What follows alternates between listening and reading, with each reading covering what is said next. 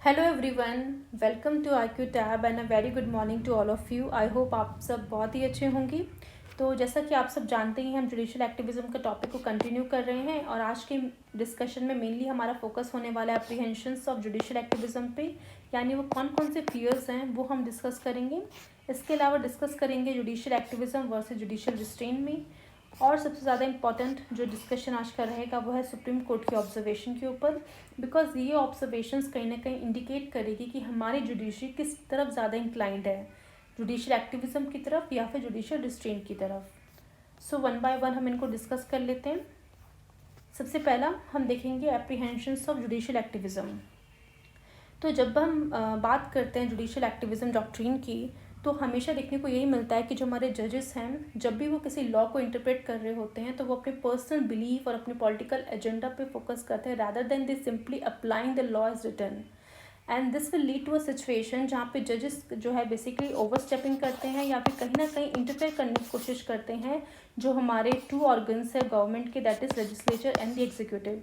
तो जब इनके काम पे इंटरफेयर होगा तो कहीं ना कहीं दिखने को ये मिलेगा कि जो हमारी डेमोक्रेटिक प्रोसेस है वो कहीं ना कहीं अंडरमाइन हो रहा है, and that will lead to a situation where unelected जजेस, यानी वो जजेस जो कहीं ना कहीं अनइलेक्टेड हैं, वो पॉलिसी मेकिंग में आपको देखने को मिलेंगे रादर देन जो इलेक्टेड ऑफिशियल्स हैं। ओके, तो ये जो फियर है कहीं ना कहीं क्रिएट करता है नॉट जस्ट लोगों के माइंड में, बट जो इलेक्टेड गवर्नमेंट है उनके माइंड में भी, कि बेसिकली किस तरीके से जुडिशल एक्टिविज़्म अपना रोल प्ले कर रहा है over the period of time. तो सबसे पहले यहाँ पे बताया गया है कि the same jurist Upendra Baxi also presented typology of fears, यानी वो जो किस किस टाइप के फियर्स है कहीं ना कहीं वो प्रेजेंट करने की कोशिश की उपेंद्र बख्शी जी ने, and which are generated by judicial activism के थ्रू जनरेट होती है। He observe the facts entail invocation of a wide range of fears. This invocation is designed to bring into a nervous rationally among India's most consciousness justice. He described the flowing type of fears को उन्होंने describe किया है। पहला अगर बात करते हैं तो आइडियोलॉजिकल फियर्स क्या है। Are the usurping power of the legislative, executive and other autonomous institution in civil society. तो कहीं ना कहीं यहाँ पे क्वेश्चन पूछा जा रहा है कि कहीं ना कहीं हमारी जुडिशरी जो है बेसिकली छीनने की कोशिश तो नहीं कर रही है उन पावर्स को जो बेसिकली लेजिस्लेचर के पास है, एग्जीक्यूटिव के पास है, या फिर जो ऑटोनोमस इंस्टीट्यूशंस हैं जो सिविल सोसाइटी के फील्ड में काम कर रहे हैं उनकी पावर को कहीं ना कहीं छीना तो नहीं जा रहा है। बिकॉज अगर ऐसा होता है तो देखने को ये मिलेगा कि जो हमारी जुडिशरी है वो एक्सट्रीमली जो है पावरफुल हो जाएगी, बिकॉज ऑब्वियसली आप खुद तो आपके पास जुडिशरी का ऐसा फंक्शन तो है, बट बाकी जो अदर ऑर्गन्स है लाइक लॉ मेकिंग पावर भी, इम्प्लीमेंटेशन पावर भी आप कहीं ना कहीं अपने अंडर रखने की कोशिश कर रहे हो। तो देखने को यही मिलेगा कि किस तरीके से वो एक्सट्रीमली पावरफुल हो रही है, और जैसे जैसे जुडिशरी पावरफुल होती जाएगी तो कहीं ना कहीं एक रिस्क जो है imbalance in relationship between the executive, legislative और जुडिशरी, तो ये इम्बैलेंस जो है कहीं ना कहीं देखने को मिलेगा कि जो मेन हमारा कॉन्स्टिट्यूशन जिस तरह से बैलेंस क्रिएट करने की बात करता है वो इम्बैलेंस जो है हमें यहाँ पे देखने को मिलेगा in terms of ideological fear. Next हम बात करते हैं अबिस्मेटिक फियर की। तो बोला ये जा रहा है कि do you have enough knowledge in economic matters of a Manmohan Singh, यानी मनमोहन सिंह जो थे देखने को ही मिलता है कि वो इकोनॉमिक बैकग्राउंड के थे। तो इकोनॉमिक मैटर्स में जिस तरह से उनकी नॉलेज थी, क्या वैसी नॉलेज हमें बाकी जो जजेस हैं उनके पास देखने को मिलेगी। अगर हम बात करें इन scientific matters like SARS of the Atomic Energy Establishment, the captains of social scientific industrial research, जिसे हम CSIR कहते हैं, तो उनके पास जो नॉलेज है रिलेटेड टू द साइंस, क्या वो नॉलेज वो कहीं ना कहीं जो जजेस के पास आ पाएगी जब भी वो इस तरह का लॉ मेकिंग का काम करेंगे।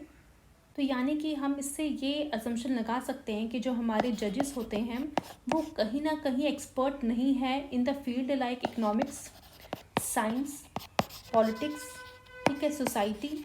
और क्योंकि वो एक्सपर्ट नहीं हैं तो जब भी वो डिसीजन मेकिंग करेंगे तो इस तरह से कोई फ्लॉज जो है निकल के आ सकते हैं। इसका एक एग्जांपल मैं आपको बताती हूँ। तो जैसे कि आप जानते हैं कि एक PIL डाली गई थी related to the road safety, ठीक है। तो उस PIL के बिहाफ में जो हमारी सुप्रीम कोर्ट है उन्होंने बैन कर दिया था सेल ऑफ द लिकर, ठीक है। ये काफ़ी ज़्यादा न्यूज़ में था, आई एम श्योर आपको पता होगा। तो बेसिकली जो जितने भी रिटेल शॉप्स हैं, रेस्टोरेंट्स हैं, बार्स हैं, within the 500 metre of any national और स्टेट हाईवे, यानी जो भी नेशनल और स्टेट हाईवे उसके 500 मीटर के आसपास जो भी आपको रिटेल शॉप दिखेंगी, रेस्टोरेंट्स दिखेंगे, बार्स दिखेंगे, वहाँ पे बेसिकली लिकर की सेल को बैन कर दिया गया था। क्यों बैन किया था? बिकॉज रोड सेफ्टी का इशू था, ठीक है। बट देखने को ये मिलेगा कि there were no evidence presented before the court जो बेसिकली डेमोस्ट्रेट करे कि जो रिलेशन है ban of the liquor on highway कहीं ना कहीं वो जो नंबर ऑफ डेथ है उसे सिग्निफाई करे, यानी नंबर ऑफ डेथ जो है जो सेफ्टी के कारण बेसिकली हो रही हैं, क्योंकि बेसिकली रोड सेफ्टी नहीं है उसके बेसिस काफ़ी ज़्यादा लोग मर रहे हैं, तो उसका रिलेशन जो है लिकर के बैन से क्या सच में ये कोरिलेट करता है कि मतलब अगर आप लिकर को बैन कर दोगे तो अल्टीमेटली आप जो रोड एक्सीडेंट है उसे कम कर रहे हो। तो ये कहीं ना कहीं हम कह सकते हैं जो ये रिलेशन था वो कहीं ना कहीं वो उस पर्टिकुलर चीज़ का एविडेंस नहीं मिल पाया था। क्यों नहीं मिल पाया? बिकॉज कहीं ना कहीं हम भी जानते हैं जो ऑन ग्राउंड जो सिचुएशन है किस चीज़ के वजह से हुआ है वो एक्सपर्टीज़ हमारे जुडिशरी को उस समय नहीं मिल पाई थी, या फिर कहीं ना कहीं हम कह सकते हैं हमारी जुडिशरी ने उस चीज़ के ऊपर देखा नहीं। बट जैसे ही उन्होंने जैसे उनको ये PIL मिली उन्होंने डायरेक्टली जो है बैन करना शुरू कर दिया, ठीक है, बिना देखे कि ऑन ग्राउंड रियलिटी क्या है, क्या सच में सिर्फ लिकर ही एक कारण है इसकी वजह से रोड एक्सीडेंट हो रहे हैं या फिर कुछ और कारण भी हैं, ठीक है। तो कहीं ना कहीं जुडिशरी का जो स्टेप था कि हमें बेसिकली लिकर की सेल को बैन कर देना चाहिए, इसके वजह से देखने को ये मिला कि जो स्टेट गवर्नमेंट है उनका एक तो रेवेन्यू में लॉस हुआ, ठीक है, एम्प्लॉयमेंट में लॉस हुआ, ठीक है, और क्योंकि जो मेन रीज़न था रोड सेफ्टी का वो तो ऑब्वियसली निकल के नहीं आया, उसके बाद भी देखने को मिला कि कहीं ना कहीं रोड एक्सीडेंट बढ़ ही रहे हैं। तो इसका मतलब ये शो होता है कि जो जुडिशरी का जो एक्टिविज़म था, यानी जिस तरीके से जुडिशरी प्रोएक्टिवली रोल प्ले कर रही थी, वो कहीं ना कहीं जुडिशल ओवररीच में कन्वर्ट होने को दिख रहा है कि किस तरीके से वो ओवररीच कर रही है। हो सकता था कि हमारे जो बाकी जो लॉ मेकर्स है वो उस पर्टिकुलर चीज़ के ऊपर लॉ बनाते प्रॉपरली एकदम ग्राउंड लेवल पे चेक करके कि एक्चुअल में सिचुएशन क्या है, बट ये जो मैटर था कहीं ना कहीं हम कह सकते हैं एडमिनिस्ट्रेशन के पास जाना चाहिए था, जिसके लिए एग्जीक्यूटिव के क्योंकि पास कहीं ना कहीं वो नॉलेज है उस चीज़ को समझने की और उसके ऊपर जो है लॉ बनाने की। बट क्योंकि जुडिशरी ने इस तरीके से किया तो इस पर्टिकुलर चीज़ से ये तो हमें समझ में आता है कि एक्सपर्टीज़ इंपॉर्टेंट है, ठीक है। नेक्स्ट हम देखते हैं मैनेजमेंट फियर्स से, यानी इसमें बोला जा रहा है are they doing justice by adding this kind of litigation work and load to the situation of staggering growth of arrears. यानी कि सिंपली हम बात करें तो हमारी जुडिशरी अगर इंटरफेयर करती रहेगी इस तरीके से जो गवर्नमेंट के जो डिफरेंट ऑर्गन्स है उसमें, तो बेसिकली क्या होगा, जो काम थोड़ा बहुत हो भी रहा था वो भी नहीं हो पाएगा, ठीक है, और इसके वजह से जो है जो लेजिटिमेसी क्राइसिस है कहीं ना कहीं जुडिशरी के अंदर क्रिएट होती हुई चली जाएगी, ठीक है। नेक्स्ट है लेजिटिमेशन फियर क्या होता है। यहाँ पे बोला गया है कि are not they causing depletion of the symbolic and instrumental authority by passing order in public interest litigation which are executive may bypass or ignore would not the people's faith in judiciary a democratic recourse be this eroded. इसकी मतलब main चीज़ ये है कि जो लोगों का trust है वो कहीं ना कहीं इरोड ना हो रहा हो, ठीक है, बिकॉज कहीं ना कहीं अगर आप इस तरीके से ऑर्डर पास करते रहोगे तो मेन जो आप एग्जीक्यूटिव है उसको बाईपास ना करो, जो पीपल्स का फेथ है जुडिशरी में वो कहीं ना कहीं जो है इरोडेड नहीं होना चाहिए। नेक्स्ट अगर हम बात करें डेमोक्रेटिक फियर की, तो बोला जा रहा है is a profusion of public interest litigation nurturing democracy और depleting its potential for the future. यानी कि जो बेसिकली हमारी जो जजेस हैं because they are not elected, ठीक है, वहाँ पे जो जजेस बैठ के आए हैं वो इलेक्टेड तो है नहीं जैसे बाकी के रिप्रेजेंटेटिव होते हैं जो कहीं ना कहीं MPs वगैरह हैं, तो क्योंकि वो इलेक्टेड नहीं है वो सिंपली अपॉइंटेड हैं, उन्हें अपॉइंट किया गया है बाय दी प्रेसिडेंट के द्वारा, उनकी बेसिकली क्वालिफिकेशन के बेसिस पे उनको अपॉइंट किया गया है। तो क्योंकि उन्हें अपॉइंट किया गया है तो हम कह सकते हैं hence their decision may not reflect will the of the people, यानी जो भी डिसीजन वो लेंगे वो पीपल की विल को डिफाइन या फिर उन पीपल की विल को जो है रिफ्लेक्ट नहीं करेगा। क्यों रिफ्लेक्ट नहीं करेगा? बिकॉज जनता ने उनको चुन के नहीं भेजा है। अगर वो लॉ लेके आ रहे हैं तो उसमें हो सकता है कि उनका मेन मोटिव ये हो कि सोसाइटी की भलाई के लिए हमें करना है, हार्मनी क्रिएट करनी है, पीपल के राइट्स के लिए हमें ये करना है, बट कहीं ना कहीं वो जो विल है वो शो नहीं होगी। बिकॉज कहने को जो हमारे जो रिप्रेजेंटेटिव है, हमारे जो MPs हैं वो कहीं ना कहीं लोगों के द्वारा चुने हुए हैं पर्सन्स हैं, तो क्यों अगर उनके पास बेसिकली जनता ने पावर दी है लॉ बनाने की, तो उनका ही काम होना चाहिए कि वो ही लॉ को बनाए, रादर देन जुडिशरी का काम जो है बेसिकली जो है जस्टिस प्रोवाइड करना है, साथ ही साथ बेसिकली चेक एंड बैलेंस रखना है लेजिस्लेटिव और एग्जीक्यूटिव के काम को, तो वहीं तक वो अपनी पावर्स को लिमिट रखे, तो कहीं ना कहीं वो बैलेंस क्रिएट होता हुआ नजर आएगा। नेक्स्ट फेयर की बात करते हैं, बायोग्राफिक फेयर। बोला जा रहा है what would be my place in national affairs after superannuation if I overdo this kind of litigation.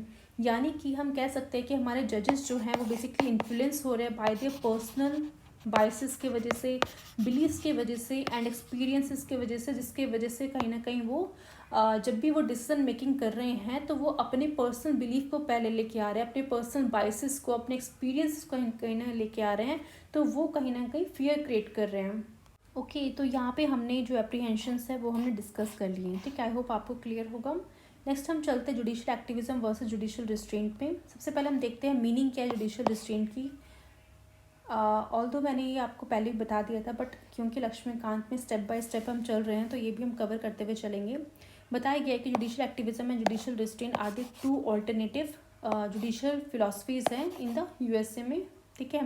Those who subscribe to judicial restraint contend that the role of जजेस should be scrupulous limited होना चाहिए। Their job is mainly to say that what the law is and leaving the business of law making where it properly belongs to the that it is with the legislator and executive. यानी main कह सकते हैं कि जो judicial restraint है उसका काम क्या होना चाहिए, जजेस का मेन काम क्या है, उनका जॉब ये है कि लॉ क्या है ये पता करना, रादर देन कि उसके पीछे का क्या बिजनेस है, किस तरीके से लॉ मेकिंग होगा, किस तरीके से वो किसी को बिलोंग करेगा, वो कहीं ना कहीं हमें लेजिस्लेटर और एग्जीक्यूटिव के ऊपर छोड़ देना चाहिए, ठीक है। देन बोला जा रहा है अंडर नो सर्कमस्टांसेस मोर एवर सम जजेस allow their personal political values and policy agendas to color their judicial opinions. This view hold the original intent of the authors of the Constitution and its amendment is knowable and must guide the court. यानी इसमें हम basically कह सकते हैं कि जो जजेस है they should not let their personal beliefs and the political affiliation influence their decision. यानी कि मेन चीज़ वही है कि जब भी आप डिसीजन ले रहे हो तो उनकी जो पॉलिटिकल बिलीव हैं या फिर एफिलिएशंस है वो कहीं ना कहीं इन्फ्लुएंस ना करें, ठीक है। इंस्टेड ऑफ दैट वो बेसिकली जब भी इंटरप्रेट करने जा रहे हैं किसी पर्टिकुलर लॉ को, वो बेस्ड होना चाहिए ओरिजिनल इंटेंट, ठीक है, ऑफ द कॉन्स्टिट्यूशन मेकर्स। यानी कॉन्स्टिट्यूशन मेकर्स ने जिस तरीके से सोच के वो पर्टिकुलर कॉन्स्टिट्यूशन को फ्रेम किया है, उसके पीछे क्या आइडियोलॉजी क्या है, उसके पीछे का बेसिक स्ट्रक्चर क्या है, उस चीज़ को ध्यान में रख के उस पर्टिकुलर लॉ को इंटरप्रेट किया जाए, ठीक है। एंड मेन चीज़ ये निकल के आए कि जो कॉन्सेप्ट है ओरिजिनलिज्म वो कहीं ना कहीं एसोसिएटेड होना चाहिए, जिसके वजह से हम कह सकते हैं which hold that the constitution should be interpreted according to its original meaning. यानी ओरिजिनल मीनिंग जो था उसके बेसिस पे इंटरप्रेट होना चाहिए, ठीक है। तो ये हमने मीनिंग देख लिया। अब हम देखते हैं अजम्पशंस क्या है जुडिशियल रिस्ट्रेंट की। इन the USA the doctrine of judicial restraint is based on the flowing 6 assumption पे बेस्ड है। तो जब हम ये 6 अजम्पशंस पढ़ रहे होंगे तो भले ये यूएसए के बारे में बता रहा है, बट कुछ कुछ चीज़ें जो है ऑलमोस्ट सारी ही हैं, एक्सेप्ट यहाँ पे बताया गया है सेकंड को छोड़ के बाकी सारी अजम्पशंस जो है इंडिया के कंटेक्स्ट में भी सही साबित होती हैं, ठीक है। तो वन बाय वन हम देख लेते हैं। पहला बताया गया है कि the court is basically undemocratic because it is non elective and presumably non responsive to the popular will. जैसे कि हमने बात किया था कि जो कोर्ट है यानी जजेस जो हैं, क्योंकि वो नॉन इलेक्टिव है तो और वो पॉपुलर विल को भी बेसिकली रिप्रेजेंट नहीं करते, because of this elegant oligarchy composition the court should defer wherever possible to the more democratic branches of the government. यानी सिंपली अगर हम कहें तो यहाँ पे मेन फोकस दिया जा रहा है कि जो हमारा कोर्ट है वो कहीं ना कहीं जो है डेमोक्रेटिक नहीं है। क्यों नहीं है डेमोक्रेटिक? क्यों? Because it is not elected by the people, ठीक है। क्योंकि वो लोगों के द्वारा इलेक्टेड नहीं है तो हम इसको नहीं बोल सकते it is not democratic and it is not directly accountable to them. यानी जिस तरह से हमारे जो लेजिस्लेचर होते हैं वो अकाउंटेबल होते हैं, वो कहीं ना कहीं जवाबदेही होते हैं जनता को। जब भी उनको बेसिकली कोई भी चीज़ के बारे में कुछ होता है तो जनता को जवाब देते हैं कि किस तरीके से वो काम कर रहे हैं, कैसे प्रोग्रेस हो रहा है सोसाइटी में, हर चीज़ के ऊपर। बट कोर्ट का अकाउंटेबिलिटी उनके ऊपर नहीं रहता है, ठीक है। And court is seeing as a oligarchic institution that is not representative of the people will, ठीक है। यानी लोगों की विल को कहीं ना कहीं वो रिप्रेजेंट नहीं कर रही है। सेकेंड यहाँ पे बताया जा रहा है the questionable origins of the great power of judicial review, a power not specifically granted by the constitution. यानी कि अगर हम देखें यूएसए के केस में जो उनका जुडिशियल रिव्यू की जो पावर है कहीं ना कहीं उनके अमेरिकन कॉन्स्टिट्यूशन के अंदर नहीं है, ठीक है। दैट्स वाई ये जो पॉइंट नंबर 2 है यूएसए केस में तो सही है, बट इंडिया केस में सही इसलिए नहीं है बिकॉज हमारी जो जुडिशियल रिव्यू है वो कहीं ना कहीं कॉन्स्टिट्यूशन से उसकी पावर डिराइव हम कर सकते हैं। एग्जैक्टली जुडिशियल रिव्यू क्या है उसकी डेफिनेशन तो कॉन्स्टिट्यूशन में हमारे इंडियन कॉन्स्टिट्यूशन के अंदर नहीं दिखने को मिलेगी, बट डिफरेंट एक्ट्स के थ्रू उन एक्ट के अंदर जो प्रोविजंस है उससे हम कहीं ना कहीं जुडिशियल रिव्यू की जो पावर है डिटरमाइन कर सकते हैं। बट अमेरिका में ऐसा नहीं है, उनके यहाँ पे स्पेसिफिकली डिफाइन नहीं कर रखे उस पावर को कॉन्स्टिट्यूशन के अंदर। नेक्स्ट यहाँ पे बताया गया है doctrine of separation of power. तो जैसा कि हमारे यहाँ भले यूएसए में आपको सेपरेशन ऑफ पावर देखने को मिलती है, जबकि हमारे यहाँ पे जो है मेनली फोकस किया जाता है separation of functions rather than the power, ठीक है। तो ये जो डॉक्ट्रिन है कहीं ना कहीं बताती है एक फंडामेंटल प्रिंसिपल है जिसके कारण हम कह सकते हैं ये डिवाइड करता है फंक्शंस को एंड पावर्स को, जो कि 3 ब्रांचेस होती हैं गवर्नमेंट की या फिर कह सकते हैं कॉन्स्टिट्यूशन की, जैसे कि है जुडिशरी है, एग्जीक्यूटिव है और आपका लेजिस्लेचर है, ठीक है। तो इनके बीच में जो पावर्स या फंक्शंस जो है डिवाइड किए जाते हैं, और जो सेपरेशन है कहीं ना कहीं जो है काफ़ी ज़्यादा ज़रूरी होता है, एसेंशियल होता है मेंटेन करने के लिए चेक एंड बैलेंस को, एंड इंश्योर करता है functioning of a democratic system. यानी एक डेमोक्रेटिक सिस्टम में अगर अच्छे से हमें फंक्शन करना है तो बहुत इंपॉर्टेंट है कि सेपरेशन ऑफ फंक्शन या फिर पावर्स होने चाहिए, ठीक है। तो अगर हम बात करते हैं कि जो 3 ब्रांचेस ऑफ द गवर्नमेंट है जिसके फंक्शंस जो होते हैं उनके डिफरेंट होते हैं, सब अपने अपने अकॉर्डिंग जो भी फंक्शंस के अकॉर्डिंग परफॉर्म करते हैं। However system of check and balance जो है हमेशा दिखने को मिलता है, जहाँ पे जुडिशरी कहीं ना कहीं जो ऐसे पर्टिकुलर लॉ जो कहीं ना कहीं अनकॉन्स्टिट्यूशनल है, जो बेसिक स्ट्रक्चर को हार्म करने की कोशिश कर रहे हैं तो उनको स्ट्रक डाउन भी कर सकती है, ठीक है। तो इस तरीके से हम कह सकते हैं कि जो हमारा कॉन्स्टिट्यूशन ऑफ इंडिया है it does not strict separation of power, मतलब एक स्ट्रिक्ट सेपरेशन ऑफ पावर नहीं दिखने को मिलेगा कि लेजिस्लेटिव एग्जीक्यूटिव को नहीं कुछ कह सकता, जुडिशरी लेजिस्लेटिव एग्जीक्यूटिव कुछ नहीं कह सकती, नहीं। सेपरेशन तो पावर है but strict separation of power आपको नहीं दिखने को मिलेगा, ठीक है। तो इसकी वजह से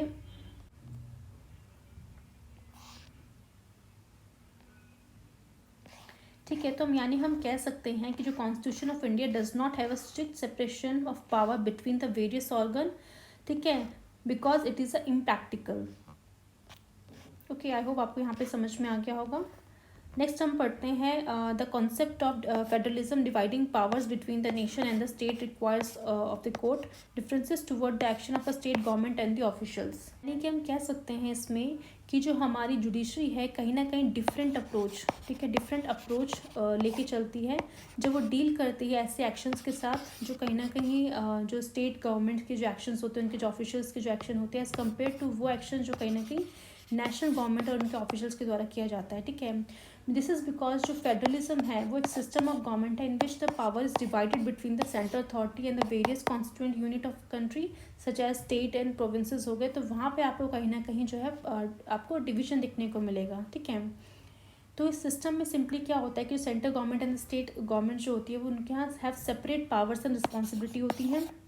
स्टेट जो है स्टेट लिस्ट में जो मैटर्स के हिसाब से काम करता है, यूनियन जो है यूनियन लिस्ट के ऊपर जो मैटर्स होते हैं, साथ साथ कॉन्करेंट लिस्ट में जो मैटर होते हैं उनके हिसाब से बेसिकली काम करता है। एंड जुडिशरी के पास कहीं ना कहीं पावर है कि वो स्ट्राइक डाउन कर सकती है कोई भी अनकॉन्स्टिट्यूशनल कह सकते हैं लॉज को जो कि पास किए जाते हैं बाय वो सेंट्रल रजिस्ट्रेशन के द्वारा हो या फिर स्टेट लेजिस्लेचर के द्वारा हो।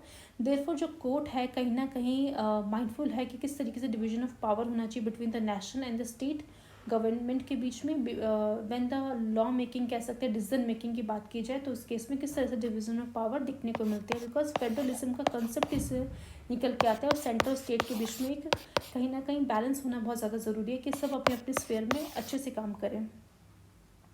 नेक्स्ट यहाँ पे बेसिकली बोला जा रहा है कि the non ideological but pragmatic assumption that since the court is dependent on the Congress, Congress मतलब यूएसए की बात की जा रही है। कांग्रेस का मतलब होता है बेसिकली आपका अपर हाउस हो गया, सेनेट हो गया और हाउस ऑफ रिप्रेजेंटेटिव हो गया। तो for its jurisdiction and the resources and dependent on public acceptance for its effectiveness it ought not to overstep its boundary without consideration of risk involve.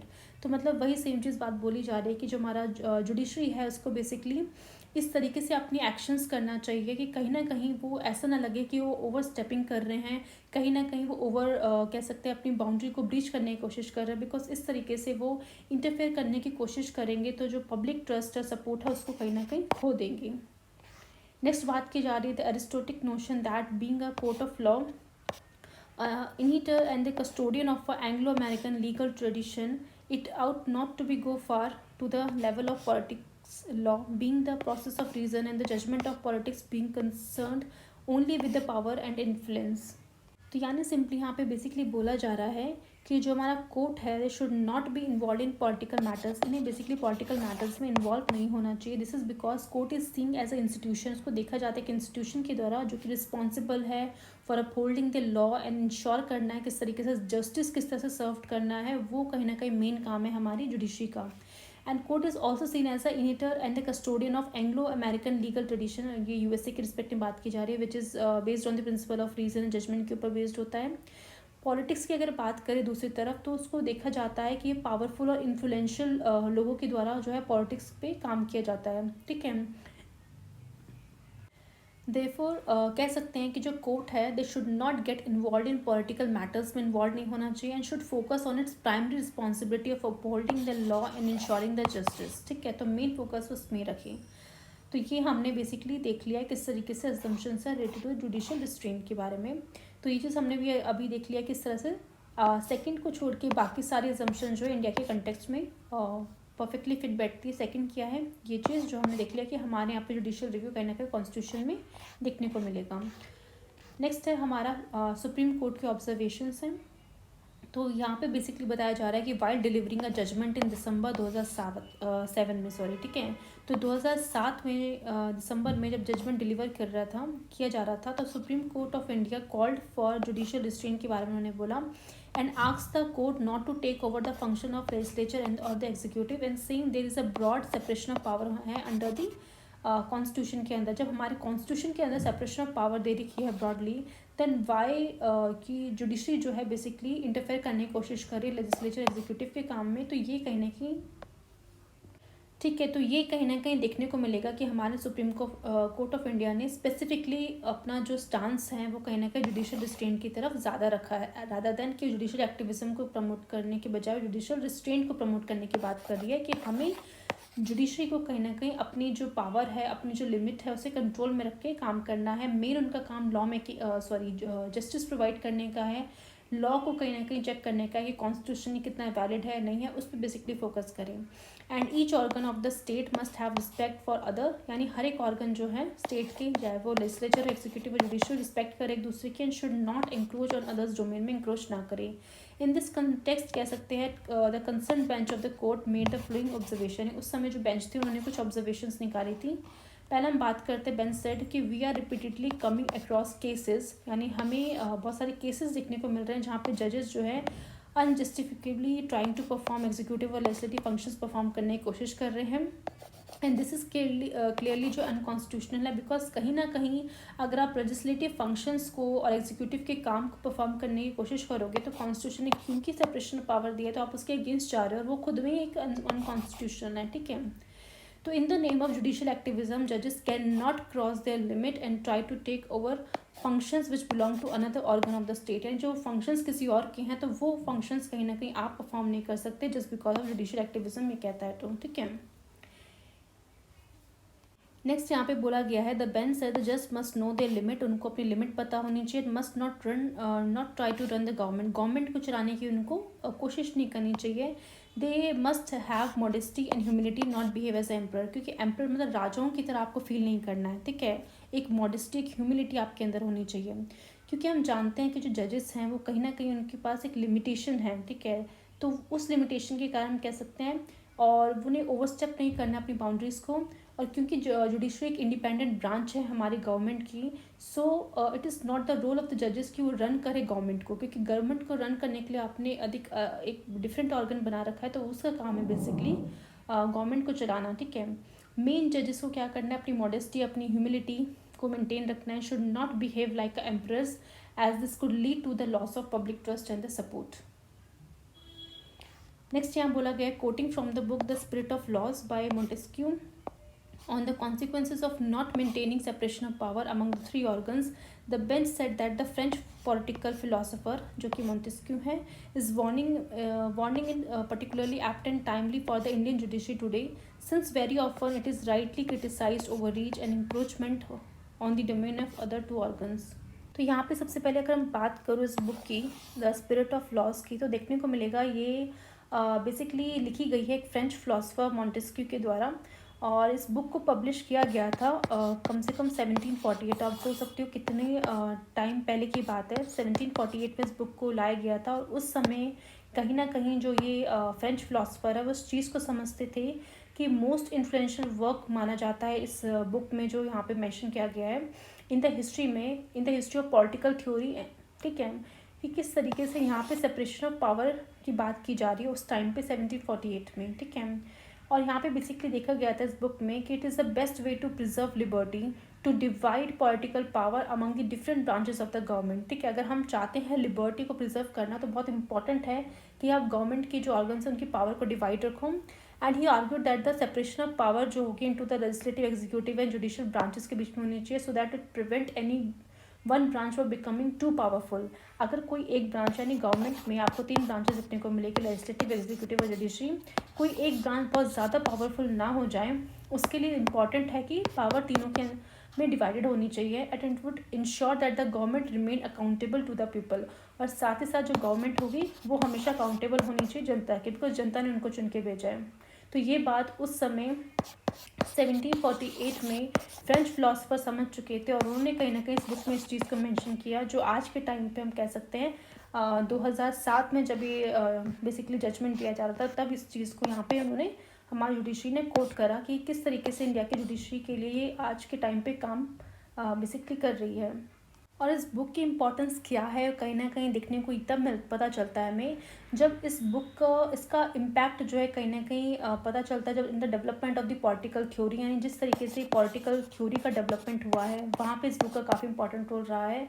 और जो डिफरेंट कंट्रीज़ हैं उन्होंने अपने constitution को draft करते टाइम पे, यानी world में जो भी कंट्रीज़ हैं उन्होंने जब भी अपने कॉन्स्टिट्यूशन को ड्राफ्ट करे थे तो इस पर्टिकुलर थ्योरी को ध्यान में रख के काम किया है। और सबसे ज़्यादा हम कह सकते हैं जो इन्फ्लुएंस्ड हुआ है वो है आपका यूएसए। ठीक है, यूएसए ने कहीं ना कहीं आप कह सकते हैं इनकॉर्पोरेट किया है मेंटेस्टिक के इस आइडियाज़ को into the structure of American government. तो अमेरिका में जो गवर्नमेंट में जो सेपरेशन ऑफ पावर है वो कहीं ना कहीं हम कह सकते हैं कि इस फ्रेंच फिलोसोफर की जो बुक है उससे कहीं ना कहीं इंस्पायर्ड है। ओके, नेक्स्ट हम देखते हैं, बोला जा रहा है judicial activism must not become judicial adventurism, नहीं होना चाहिए कि जुडिशरी अपने एडवेंचर के लिए जो एक्टिविज्म कर रही है और कहीं ना कहीं लॉ मेकिंग में कहीं ना कहीं इंटरफेयर कर रही है।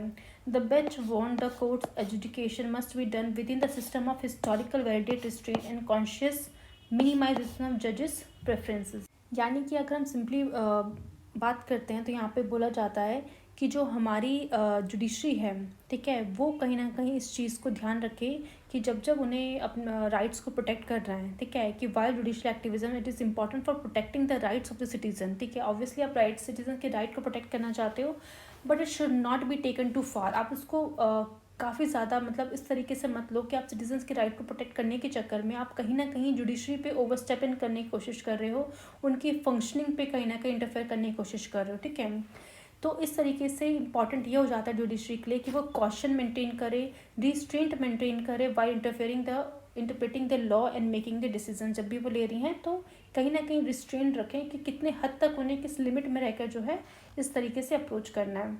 नेक्स्ट यहाँ पे बोला जा रहा है the court must not embraces administrative authorities, ठीक है, and must realise that administrative authorities have expertise in the field of administration while the court does not. ठीक है, तो ऑब्वियसली हमने इस चीज़ को डिस्कस कर लिया कि हमें जुडिशरी को बेसिकली जो है कहीं ना कहीं समझना ज़रूरी होगा कि जो एडमिनिस्ट्रेशन अथॉरिटीज़ में जो काम कर रहे हैं लोग, उनके पास एक्सपर्टीज़ है, उस पर्टिकुलर फील्ड की एक्सपर्टीज़ है जो कहीं ना कहीं जुडिशरी के पास नहीं है। तो इसलिए इस तरीके से वो जो लॉ मेकिंग करेगी तो कहीं ना कहीं वो हार्मफुल होगा। ठीक है, अगर वो बेसिकली ग्राउंड रियलिटी को बेसिस पे लॉ नहीं बनाएंगी और उस हिसाब से लॉ बनाएंगी अपने ओपिनियंस के बिहाफ पे अगर लॉ बना रही है तो वो कहीं ना कहीं मतलब सही नहीं होगा। देन यहाँ पे बोला जा रहा है कि the bench said the justification often given for judicial encroachment और the domain of the executive और the legislative is that the other two organs are not doing their job properly. यानी कि बेंच ने ये चीज़ बोली है कि जब भी जजेस जुडिशियल इंक्रोचमेंट कर रहे होते हैं, जब भी वो इंटरफेयर कर रहे होते हैं, तो सिंपली वो रीज़न ये देते हैं कि बाकी जो 2 ऑर्गन्स हैं यानी लेजिस्लेटिव और एग्जीक्यूटिव अपना काम अच्छे से नहीं कर, दैट्स वाई हमें इंटरफेयर करने की कोशिश करनी पड़ रही है। बट अगर बात करें even assuming this so far the same allegations can be made against judiciary too because there are cases pending in the court for half a century. यानी कि जुडिशरी के पास ऑलरेडी इतने सालों से पेंडेंसी का वर्कलोड पड़ा हुआ है, तो वो कहीं ना कहीं अपने काम पे मतलब फोकस ना करके उन दूसरे ऑर्गन के काम पे ज़्यादा फोकस कर रही है, ये कह के कि वो अपना काम अच्छे से कर रहे, दैट्स वाई हमें इंटरफेयर करना पड़ रहा है। तो आप भी तो अपना काम टाइमली पूरा नहीं कर रहे हो, तो क्योंकि आपके पास भी इतना ज़्यादा वर्कलोड है, आप उस पर फोकस करोगे किस तरीके से उस पेंडेंसी को क्लियर करना है। उसके बाद कहीं ना कहीं हम यह डिसाइड किया जाएगा किस तरीके से जो बाकी दो ऑर्गन्स हैं उन्हें किस तरीके से इफेक्टिवली हम काम करने के लिए बेसिकली इंकरेज करें, रादर दैन कि उनके काम में इंटरफेयर करने का बेसिकली कोशिश करें। देन यहाँ पे बोला गया है कि इफ़ द लेजिस्लेचर और the executive must not functioning properly, अगर वो नहीं कर रहे हैं प्रॉपरली, जैसा कि बार बार यही बोला जाता है, क्योंकि देखो मेन रीज़न, सबसे पहला रीज़न, सबसे इंपॉर्टेंट रीज़न यही है जुडिशल एक्टिविज्म का कि एग्जीक्यूटिव और लेजिस्लेटिव अपना फंक्शन अच्छे से परफॉर्म नहीं करे, दैट्स वाई जुडिशल एक्टिविज्म देखने को मिलता है। ठीक है, यानी कि अगर हमारी एग्जीक्यूटिव और लेजिस्लेचर अच्छे से काम करने लग जाए तो ये प्रॉब्लम ही ना आए। तो उसका सलूशन भी उन्होंने ये बताया कि अगर वो सच में अच्छे से काम नहीं कर रही तो उसका जवाब कहीं ना कहीं उसकी जो मतलब कह सकते हैं रिस्पॉन्सिबिलिटी जनता पे छोड़नी चाहिए ना। तो it was for the people to correct the defects by exercising their franchise properly in the next election and voting for candidates who would fulfil their expectations और by other lawful methods, for example peaceful demonstration.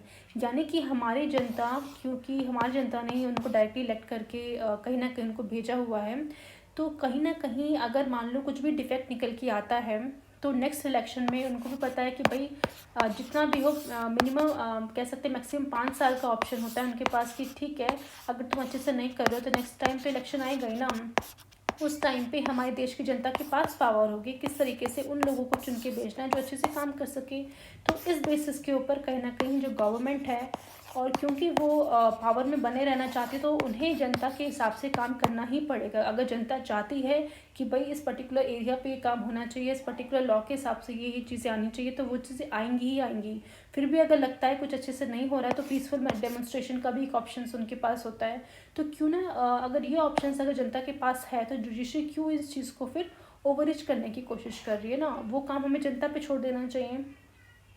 Next बोला गया है कि the remedy is not the judicial taking over the legislative और the executive functions because that will not only violate the delicate balance of the power enshrined in the constitution but also because judiciary was neither the expertise nor resource to perform these functions। ठीक है, तो यानी कि problem अब हमें पता चल गई है।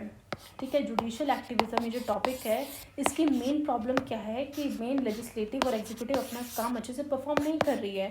तो अगर ये प्रॉब्लम है तो इसका रेमेडी ये बिल्कुल नहीं हो सकता कि जुडिशरी सब चीज़ें अपने हाथ में ले लें, अपने हाथ में जो है लॉ मेकिंग पावर भी ले ले, उसको इम्प्लीमेंटेशन भी खुद करने लग जाए, बिकॉज ये कहीं ना कहीं हमारे कॉन्स्टिट्यूशन को वॉयलेट करेगा। क्योंकि हमारा कॉन्स्टिट्यूशन जब बैलेंस ऑफ पावर की बात करता है तो आप किस तरीके से जो है अगर बैलेंस की बात कर रहा है तो बैलेंस होना चाहिए ना लेजिस्लेटिव एग्जीक्यूटिव जुडिशरी के बीच में। इसके बजाय ये नहीं कि सारा का सारा पावर जुडिशरी अपने हाथ में रखे वो बैलेंस ही इसको डिसबैलेंस कर दे। ठीक है, एंड क्योंकि और मेन चीज़ ये भी है कि प्रैक्टिकली वैसे पॉसिबल नहीं, अगर आप सोचो भी इस तरह को करने का तो प्रैक्टिकली पॉसिबल इसलिए भी नहीं है बिकॉज आपके पास ना ही एक्सपर्टीज है करने का ये, और ना ही आपके पास इतने रिसोर्सेज है कि आप ये फंक्शंस जो है लॉ मेकिंग का भी कर पाओ और एग्जीक्यूटिव का भी कर पाओ। ठीक है, नेक्स्ट यहाँ पे बताया गया है कि the bench said the judicial restraint is consistent and complementary to the balance of power among the 3 independent branches of the state.